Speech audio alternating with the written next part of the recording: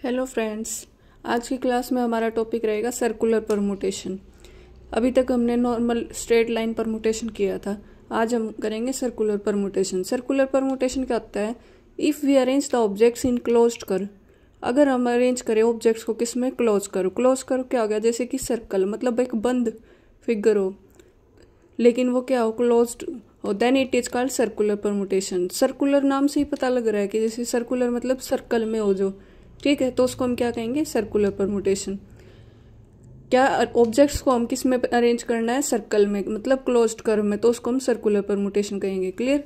अब इसमें नोट देखो, फर्स्ट क्या है हमारे पास? In circular permutation there is no starting and ending point.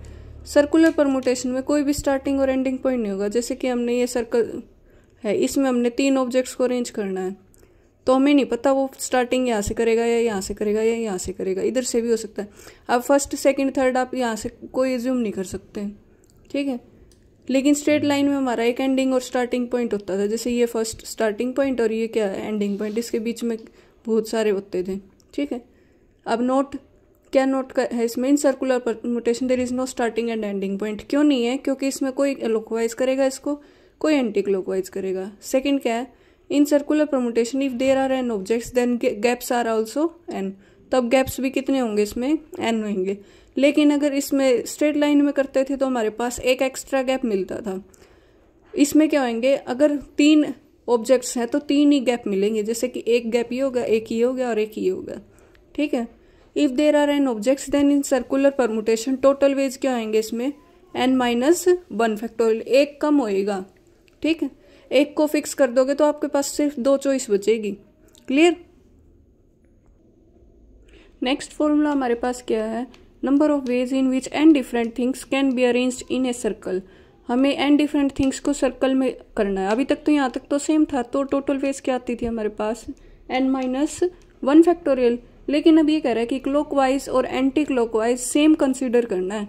Means कोई घड़ी की दिशा में करे या फिर अपोजिट डायरेक्शन में करे, तो दोनों तरफ से सेम आए। तब फॉर्मूला क्या होगा हमारे पास? n-1 factorial divide by 2। जैसे कि एक इसमें कौन से एग्जाम्पल आते हैं? जैसे हमें कोई नेकलेस बनाना है या फिर गार्लैंड बनानी है, माला बनानी है, तो हम कौन सा फॉर्मूला लगाएंगे? n-1 factorial divide by 2। और अगर हमें सिंपली ये कह दे कि भाई आपको नंबर ऑफ वेज बताने हैं डिफरेंट थिंग्स, किसमें? सर्कल में, सर्कुलर परमुटेशन में, तो क्या लगाओगे आप? n-1 factorial. क्लियर?